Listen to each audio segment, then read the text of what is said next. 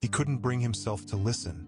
For 40 years, Barry Gibb carried the tape, unlabeled, tucked away, never played. He knew exactly what it was. Andy's final recording, the last song his younger brother ever sang. And yet, he couldn't press play. To the world, Barry Gibb was the last BG standing. The voice, the icon, the survivor. But behind closed doors, he was something else entirely. Just a brother, shattered by silence. The world mourned Andy Gibb in 1988. But Barry never truly said goodbye. Until now. And when he finally heard Andy's voice again, after all these years, it wasn't just music. It was everything he'd buried. The studio had gone quiet. The engineers had packed up. The session was over. But Andy Gibb, he'd stayed behind. It was late 1987, just months before everything would come crashing down. Andy wasn't at the height of his fame anymore. His hits had faded, the media was circling, and his health had started to show the cracks. But on that night, he did what he always knew how to do best. He sang. He recorded a rough demo, a stripped-down track, just him and a piano. No polish, no backup vocals. Just Andy. And after it was done, he slipped the cassette into a sleeve, jotted a few notes, and handed it over. Not to a producer, not to the record label, to Barry. No one else even knew the song existed. It wasn't meant for charts or critics. It wasn't about a comeback. It was personal. And Barry, he took it. He nodded. He said he'd listen. But he didn't. Not that night. Not the week after. Not even after the call came the following spring, when he was told Andy was gone. For most people, grief comes in waves. For Barry, it came with silence. He placed the tape in a drawer, then a box, then a vault. Years passed, decades even, and the recording sat untouched. It moved houses with him, crossed continents. From Miami to London, it followed him like a ghost. Fans would ask about unreleased Bee Gees material. They'd ask about Andy's vault. Is there more we haven't heard? And Barry would deflect, smile faintly, or shift the conversation. No one knew what he was holding on to. No one even suspected. But his family did. They'd see the way his face changed when Andy's name came up. They noticed how he avoided certain rooms, certain memories. And when they asked, gently, carefully, if he'd ever listened to that final song, he would always say the same thing. I'm not ready. Because how do you press play on a voice you'll never hear live again? How do you open the door to goodbye when it's the last one you'll ever get? Andy wasn't just Barry's brother. He was the youngest, the golden one, the one they all tried to protect until they couldn't. His rise had been meteoric, and his fall had been just as fast. Fame, love, heartbreak, addiction. It all came in a blur, and Barry watched it happen, sometimes close, sometimes from a distance, sometimes helpless. He always carried guilt, silent, unspoken, but heavy, for not stepping in sooner, for not doing more, for not understanding the depth of Andy's pain. And in that tape, all of it lived. Every note was a reminder, so he left it sealed, not to forget, but because remembering hurt too much. And yet, the moment was always going to come, the one where time, grief, and music would finally meet, when silence would become sound again. And when it did, it didn't come in a studio. It didn't come with cameras. It came quietly, at home, alone. Barry Gibb, now in his 70s, sat down at a familiar table. He reached into a drawer he hadn't opened in years, and for the first time he pressed play. The tape whirred gently, that familiar, analog sound, the soft hiss before the music begins. Barry's hands trembled, not from age, but from something deeper, anticipation, fear, the ache of memory rising fast. Then, Andy's voice. It wasn't polished or perfected. There were no backing instruments, no filters, just raw, vulnerable, unmistakably him. And it hit Barry like a wave. It was Andy's voice frozen in time, youthful, but worn, clear, but carrying something beneath it. There was a sadness there, a weight, and yet, also something beautiful. The melody was simple, but the words, they were personal, too personal. He wasn't just singing, he was speaking, not to an audience, not to the charts. To Barry, the lyrics spoke of regret, of trying to be enough, of feeling like you're falling short, no matter how much you give. And buried between the verses was an apology. Quiet, indirect, but unmistakable. An apology for not staying, for not healing, for letting the fame twist him into someone even he couldn't recognize. And then a verse that stopped Barry cold. It was about brotherhood, about growing up in someone's shadow, about admiration turning into pressure, about how hard it was to breathe when the spotlight was always just a little out of reach. Andy hadn't blamed Barry, not once, but the song didn't shy away from the truth, from the cracks in their bond, from the silent distance that had grown between them in the final years. They hadn't fought publicly, but they hadn't been close either, not like before, not like when they were younger before the world got involved. And now, decades later, that distance was closing, note by note. Barry sat frozen, the words echoing. His younger brother, who had once filled stadiums, who had been swarmed by fans and adored by millions, was now reduced to a whisper in his ears. But this wasn't about fame anymore, not about legacy or reputation. This was something else. A confession, a gift, a goodbye. He could hear the strain in Andy's voice toward the end of the recording, like he was trying to hold something back. Emotion, maybe, or pain, or both. There was no studio polish to hide behind, no layered production.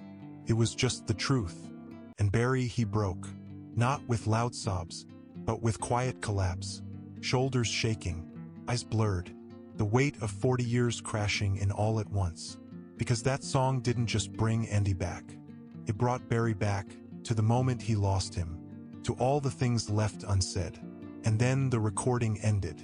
No fade out, no final chord, just silence. But that silence, it wasn't empty anymore. It was full of closure, of sorrow, of something that had lived in the shadows for too long finally stepping into the light. Barry didn't say a word. He just sat there. And for the first time in 40 years, he didn't feel alone in his grief. Andy had spoken, in the only way he could, and Barry had finally listened. That tape, unreleased, unheard, unknown to the world, wasn't just music. It was the last piece of a puzzle Barry had refused to finish. And now it was complete. By the time Barry listened to that tape, he was no longer just the big brother. He was the only brother left. Maurice was gone. Robin was gone. Andy, the youngest, had gone first.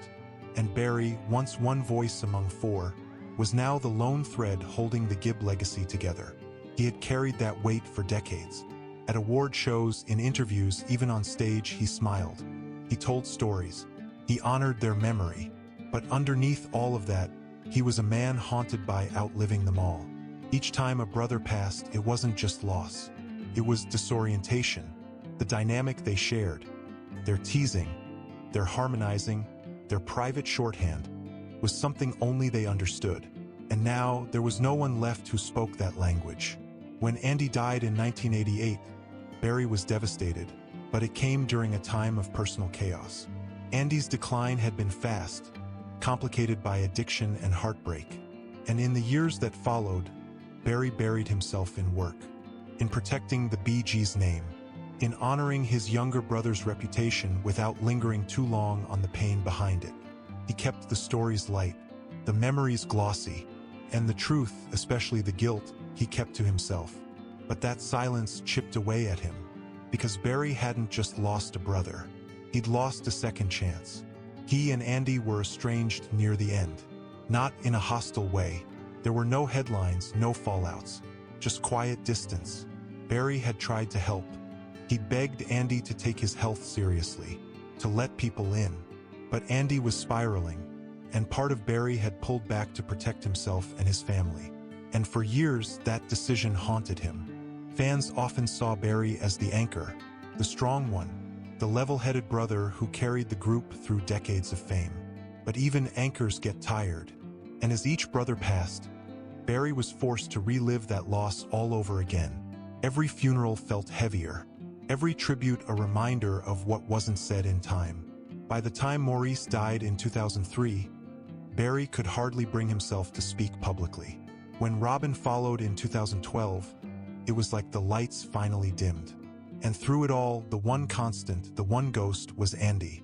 Because Andy never got the chance to grow old. He never got the redemption arc. He was frozen at 30, young, beautiful, and gone. And the song on that tape, it was like hearing from that version of him again. Unfinished, still hopeful, still reaching out. That's what broke Barry. Not just the melody, not just the voice, but the reminder that Andy never got to finish his story. And perhaps, deep down, Barry believed he was responsible for writing the ending. He often said that the music kept him going, that the fans helped him heal. But even in those rare moments of public vulnerability, there was a wall. A sense that the deepest parts of his grief weren't for sharing. Until now, until the tape.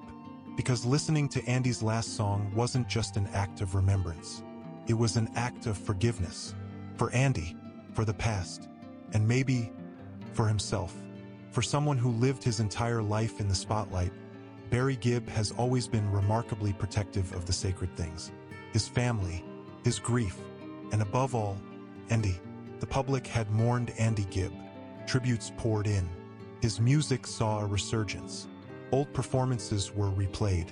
Articles were written about the heartbreak of a young star gone too soon. But Barry, he stayed quiet. He didn't cash in on the tragedy. He didn't push for a posthumous album. And he certainly didn't let anyone near that final tape. Not even his closest collaborators. To some, it seemed strange. Why not share it with the world? Why not let fans hear Andy's final message? But to Barry, it wasn't a track. It wasn't a project. It wasn't even for the fans. It was Andy's goodbye, and it wasn't meant for public ears. That tape was his to hold, not out of selfishness, but out of protection. The moment it became public, it would stop being personal. It would be picked apart, dissected, evaluated. It would become content. And Barry couldn't bear that, because that recording wasn't clean. It wasn't marketable. There were imperfections. A faltering note, breath that catches between lyrics, pain under the melody. It was beautiful, but fragile. And fragile things don't always survive the spotlight. There was also something else. Fear. Barry feared what releasing it might unlock. Not for the world, but for himself. That if he heard it too often, if he let the world talk about it, it might change what it meant to him. That final moment, that raw confession, might become diluted by opinion. He didn't want to watch it become just another lost demo. So he protected it like he protected Andy himself in those early years, quietly, fiercely, and often in the background. This wasn't about publicity. Barry Gibb didn't need more headlines. He'd already cemented his place in music history. But some things are too intimate to share, too personal to perform. He kept the tape locked away not out of avoidance, but out of reverence. And yet, he knew, someday someone would ask, a family member, a documentarian, a biographer, and when that day came, he'd have to decide. Was the world ready to hear Andy the way he had? Or more truthfully, was he ready to let Andy go? There's a heaviness that comes with being the only one left. When you're the last person alive who remembers the private moments, the laughs no one else heard, the mistakes no one else knew about. You become the gatekeeper of memory, of myth, of music. And Barry, soft-spoken, elegant, emotional, carried that responsibility without complaint. But this tape, it wasn't part of the legacy. It was part of the loss. And for 40 years, he wasn't ready to release it into a world that might not understand. Because Andy wasn't a footnote. He wasn't a tragedy. He was a brother. And that recording, flawed and beautiful, was a final piece of him that Barry wasn't ready to share. Until one night, when the silence in his own heart finally grew too loud. He didn't call a label. He didn't schedule a press release.